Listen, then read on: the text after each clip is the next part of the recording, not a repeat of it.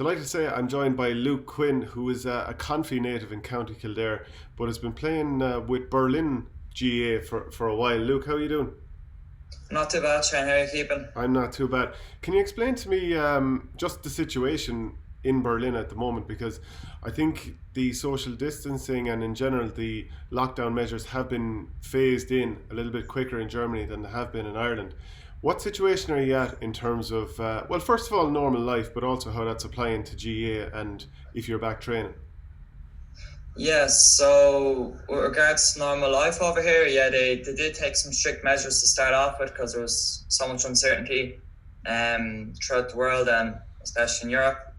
And then things just started getting lighter and lighter as the number of cases were dropping. And then they're just kind of breaking in measures every so often so that you can meet another household, you can meet smaller groups of people. And then they started kind of integrating sport then with that. So yeah, they just kind of took these small steps, but they're kind of leading the front in Europe, as you probably know.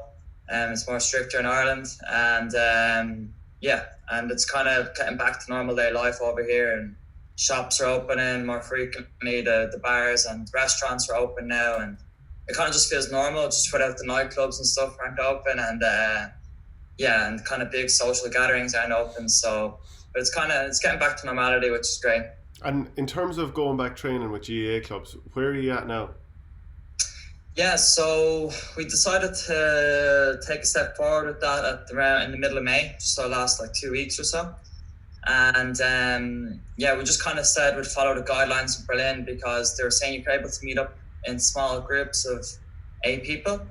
And there'd be no contact sport or like contact within the sport, but you're able to play the sport.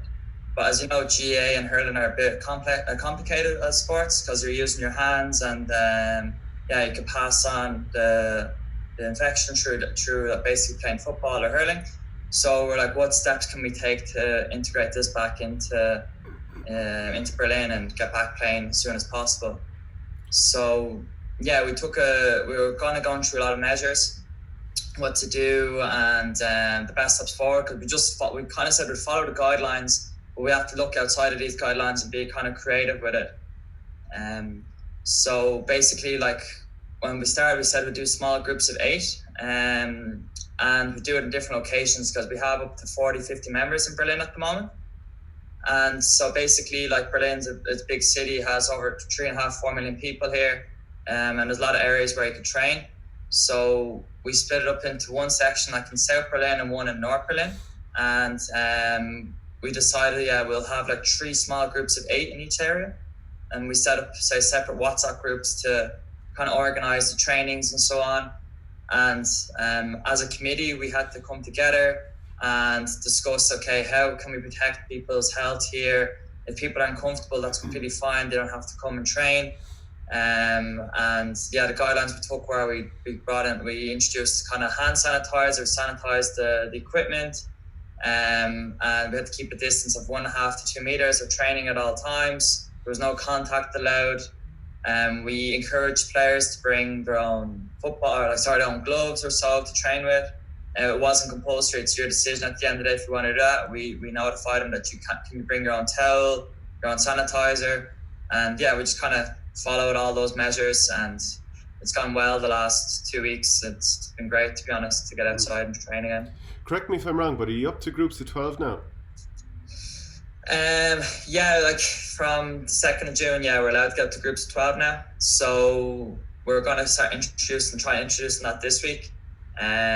We had a hurling training yesterday, but I think we kept it in smaller groups as of 8, as the hurling numbers aren't so strong compared to football. But we're kind of try and get 2 groups of 12 if possible, and start from there. And are you maintaining social distancing throughout all of this? Has that been eased? And is it 2 meters or 1 meters or 1.5? We say 2 meters, between 1.5 to 2 meters. Sometimes it's a bit hard on the pitch when you're kind of doing a drill, like to keep that exact distance all the time, but we keep it in mind.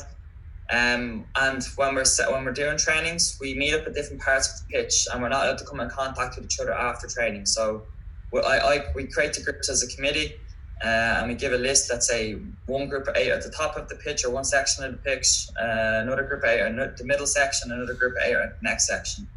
And then these sections, then you just do your training, you continue on from there, and then you go home and after training. So we kind of try and keep as much limited contact from everyone. So yeah. Is there any concern about passing the ball around to each other? Is it something that you were a little bit wary of before you restarted? Yeah, as a committee, speaking to everyone in the committee, it was a big concern on how people would react to it, and people are comfortable with doing it. For myself personally, I didn't mind doing it.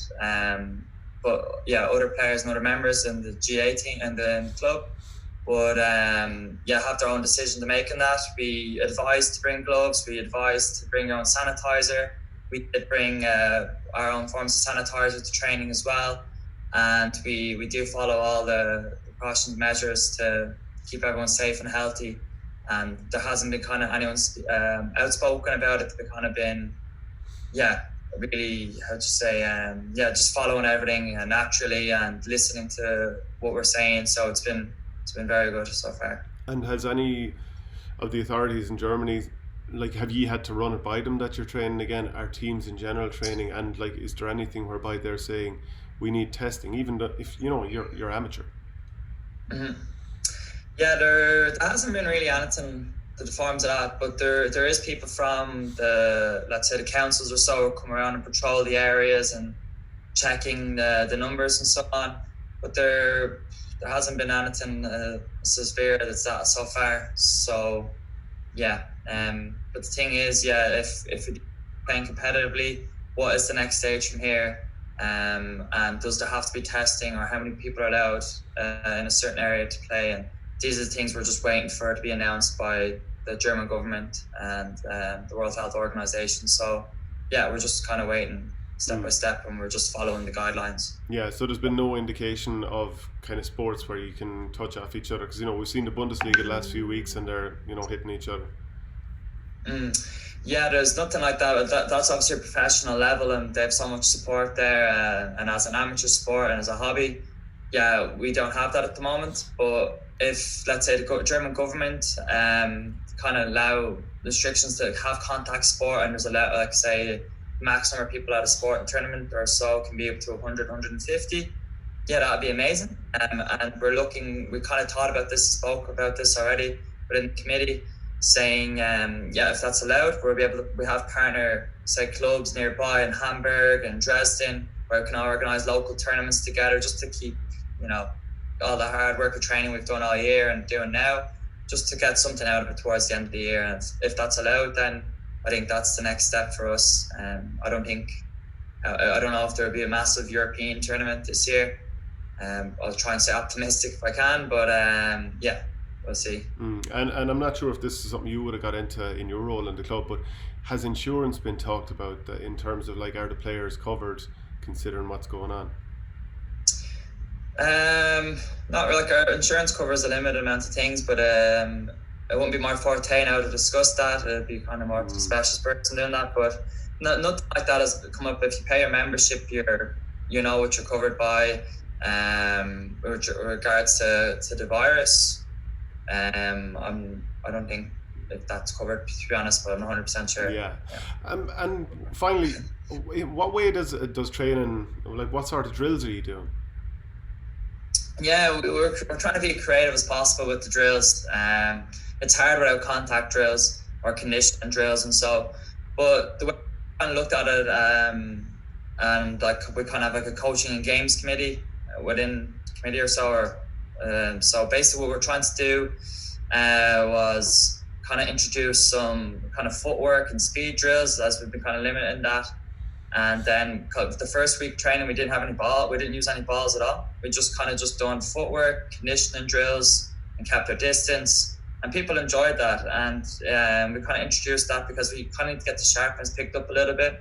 And then the week after, we kind of just started doing your basic hand passing drills, some kick passing drills, and we just kind of kept it simple. We're just using boxes and grid for cones and so to kind of keep the distance.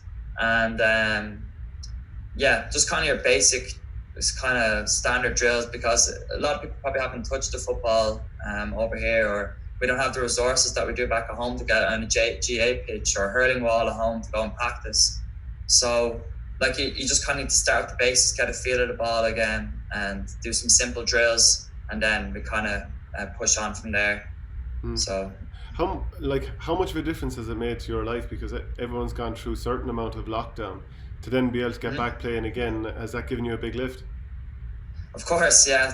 I think to most people's mental health, you can see a smile on people's faces, strolling up and saying hello to everyone, and it's great to see people out there and playing a hobby we love. We do this as as a passion and a hobby, and so it's just been great getting out there and seeing people's faces and playing sport that we love together and having fun and having a bit of crack and so on. So I think it's been a massive uplift for the club, and the numbers have been absolutely great, and everyone's been positive about it. So yeah, it's worked out pretty well.